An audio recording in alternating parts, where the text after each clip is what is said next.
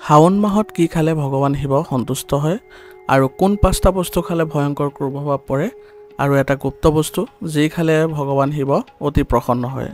হয়, ঠিকই শুনিছে।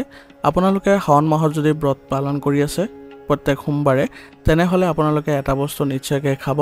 ইয়াৰ ফলত ভগৱান শিৱ অতি সোনকালে আপোনাৰ ওপৰত প্ৰসন্ন হ'ব আৰু আপোনালোকে কেইটামান বস্তু ত্যাগ কৰিব লাগিব সোমবাৰৰ দিনটোত, যাতে আপোনালোকৰ ব্ৰতত কোনো ধৰণৰ বেয়া প্ৰভাৱ নপৰে। গতিকে আহক ভিডিঅ'টো সম্পূৰ্ণকৈ চাওক, কি বস্তুবোৰ আপোনালোকে খাবলৈ পাৰিব আৰু কি বস্তু পৰিহাৰ কৰিব লাগিব। এই ভিডিঅ'ৰ জৰিয়তে আপোনালোকে ধুনীয়াকৈ জানিবলৈ সক্ষম হ'ব। 7 নম্বৰ বস্তুটো আপোনালোকে জানি পেলাই আচৰিত হ'ব আৰু আপোনালোকে নিশ্চয় এই বস্তুটো যদি এবাৰ প্ৰয়োগ কৰি চায় তেনেহ'লে আপোনালোকৰ ভাল ফল দেখা পাব। গতিকে ভিডিঅ'টো আৰম্ভ কৰা হওক। শাওন মাহত উপবাস যদি কৰে শিৱ সন্তুষ্ট হয় আৰু ভক্তসকলেও সেইটোৱে কৰে যে ভগৱান শিৱক সন্তুষ্ট কৰিবলৈ হ'লে অন্ততঃ শাওন মাহৰ প্ৰত্যেকটো সোমবাৰে ব্ৰত পালন কৰে। কিন্তু কিছুমান ভুল খাদ্য গ্ৰহণ কৰিলে আপোনাৰ উপবাস থাকিলেও আপোনাৰ কোনো ধৰণৰ ফল নাপায়। বহুতে সেই ভুলবোৰ কৰে আৰু তাৰ ফল ভুগি থাকে।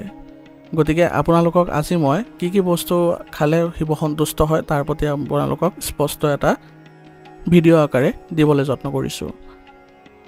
ভগৱান শিৱক সন্তুষ্ট কৰিবলৈ হ'লে আপোনালোকে ব্ৰত পালন কৰক আৰু ফল আহাৰ কৰিব। ফল খাই যদি আপোনালোকে উপবাস কৰে তেনেহ'লে আপোনালোকৰ বাবে সোমবাৰৰ দিনটো ভাল হ'ব। গতিকে আপোনালোকে তুলসী পাত হ'ল পবিত্ৰতা আৰু ভক্তিৰ প্ৰতীক। গতিকে সোমবাৰৰ দিনটোত যদি আপোনালোকে ব্ৰত পালন কৰিছে তেনেহ'লে আপোনালোকে জলপান কৰাৰ সময়ত আপুনি তুলসীৰে কৰিব। ইয়াৰ ফলত আপোনালোকে শুভ ফল দেখিব আৰু এৱা গাখীৰ খাব।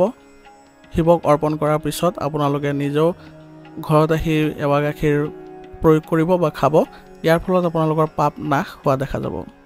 আৰু কেঁচা ফল মূল আপোনালোকে যিমান পাৰে উপবাসৰ দিনাখন খাবলৈ যত্ন কৰিব। কোনো ধৰণৰ আপোনালোকে অন্ন গ্ৰহণ নকৰিব, কাৰণ সেই দিনটোত আপোনালোকে যদি ফল মূল আহাৰ হিচাপে গ্ৰহণ কৰে সেইটো আপোনাৰ ব্ৰতত অধিক পৰিমাণে ভাল ফল দেখুৱাব।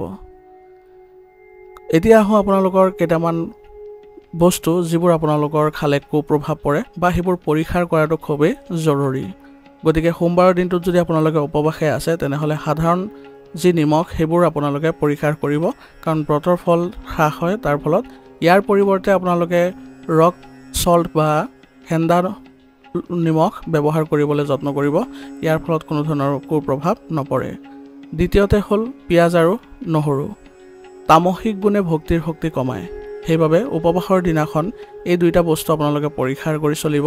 ইয়াৰ ফলত আপোনালোকৰ ভক্তি ভালদৰে আপোনালোকে কৰিবলৈ সক্ষম হ'ব।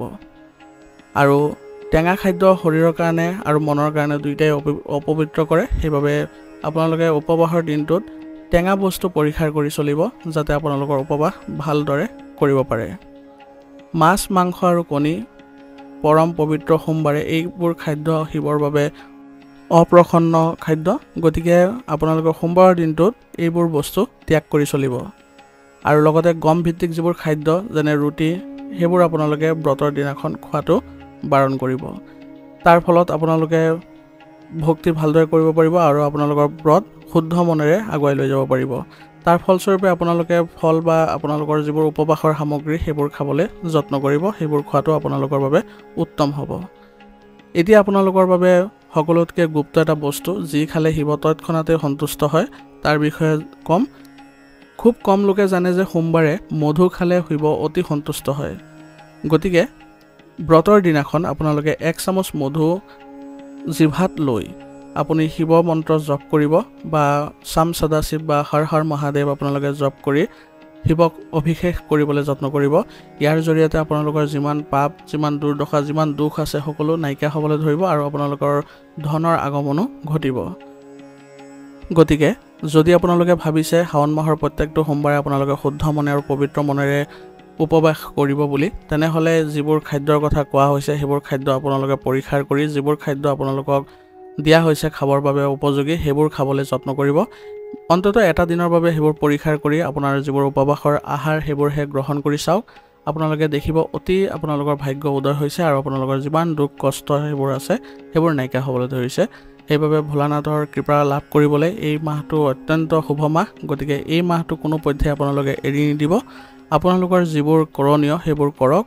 বাকী সব ভগৱন্তৰ ওপৰত এৰি দিয়ক আৰু লগতে যিটো মই গুপ্ত বস্তুৰ কথা ক'লোঁ মুখত আপোনালোকে মধু লৈ আপোনালোকে সোমবাৰৰ দিনটোত শিৱক অভিষেক কৰিব আৰু লগতে মনতে হৰ হৰ মহাদেৱ বা চাম সদাশিৱ মন্ত্ৰটো জপ কৰি আপোনালোকে শিৱ অভিষেক কৰিব আৰু আপোনালোকৰ যি প্ৰাৰ্থনা আছে সেইবোৰ কৰিবলৈ যত্ন কৰিব দেখিব আপোনাৰ সকলো ফালৰ পৰা উন্নতি দেখা পাইছে গতিকে ভিডিঅ'টো কেনেকুৱা লাগিছে জনাব আৰু লগতে যদি ভিডিঅ'টো ভাল লাগিছে লাইক কৰিব চেনেলত যদি নতুন হৈছে চেনেলটো সাবস্ক্ৰাইব কৰি ল'ব আৰু আপোনালোকৰ পৰিয়ালৰ লোকৰ সৈতে এই ভিডিঅ'টো শ্বেয়াৰ কৰি দিব আৰু কমেণ্টত হৰ হৰ মহাদেৱ লিখিবলৈ নাপাহৰিব ধন্যবাদ